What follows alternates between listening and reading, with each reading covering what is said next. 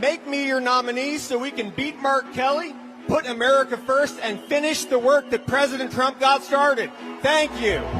Joining us on the line is Blake Masters. He, of course, is the Republican Senate candidate in Arizona against Democrat incumbent Mark Kelly. So let's talk about the stakes of this race. This is now one of the most closely followed races in the entirety of the United States. Just a few months back, this thing was considered a lock for Mark Kelly. You have now drawn even, maybe even ahead of Mark Kelly. Why don't you tell us the story of this race? How did this happen? Well, we've just been working every single day. We've got the right message. Mark Kelly, he's on Arizonans' living room televisions pretending to be a center-right Republican all of a sudden, right? I stand up to Joe Biden. It's like, really? Because if you look at his voting record, no, he votes to the left of Bernie Sanders. So Mark Kelly's caused this open border. He's done more than anyone to help Joe Biden cause this massive inflation that we're all suffering from. The message is finally getting out. People are really waking up, realizing they're all worse off than they were just 2 or 3 years ago. And so I think we just busted through that mainstream media narrative that this race wasn't winnable. It is winnable. It's a dead heat right now, and we've got the momentum on our side.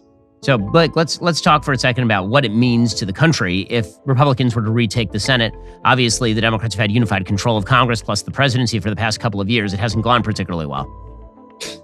Well, that's right. And God forbid they would be able to actually get Biden's agenda across. Thank goodness for Senator Sinema and Manchin.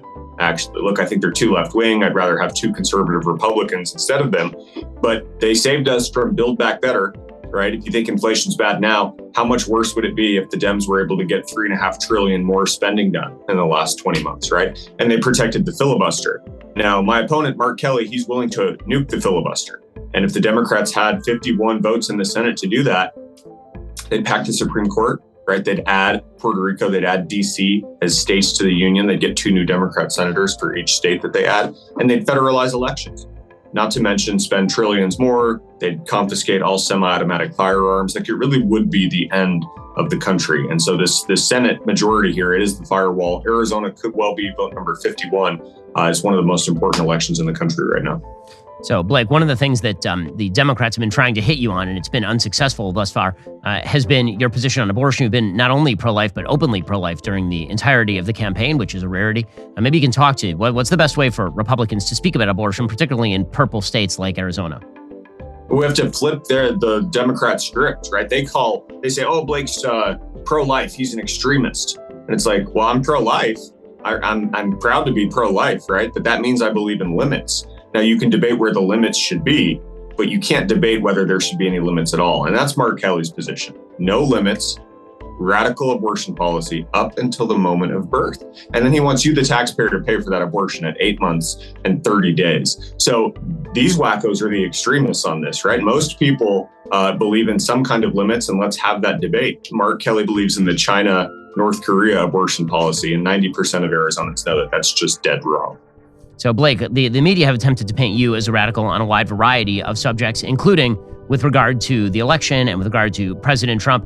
You obviously are very much allied with President Trump. President Trump backed you for the Senate in Arizona. What's your relationship like with President Trump, and where have Democrats gone wrong in attempting to label you here? He came out to rally a few weeks ago here in Arizona. This Arizona Republican electorate loves President Trump. It's by far the most popular Republican in the state. Now, the media, they say everything about me is dangerous and extreme.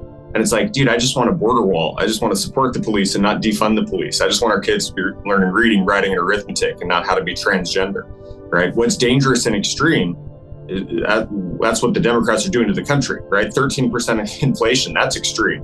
Wide open southern border where terrorists can just walk through. That's dangerous, right? So look, I'm happy to say, I think that big tech and big media, apparently they were working with the FBI to put their thumb on the scale to censor the Hunter Biden laptop story in the weeks before the election. I think that one act of corporate censorship, maybe government censorship, threw Biden into the White House. And unfortunately, Biden is president, right? Look at the gas prices. Like, everything he's touched in the last 20 months has just turned to, well, you know what, right? So elections have consequences, as Barack Obama told us this one time, and we need to make sure that the Democrats in charge pay for what they've done to us in the last 20 months. It's not okay. Well, that is Blake Masters. He is running a very, very tight race against Mark Kelly in Arizona. If you wish to support him, you should check out his website. I believe it's blakemasters.com. And if you are in Arizona, make sure that you show up to vote on Election Day and prevent Mark Kelly from receiving another term and just being a rubber stamp for everything that Joe Biden wishes to do. Blake, really appreciate the time, and thanks so much.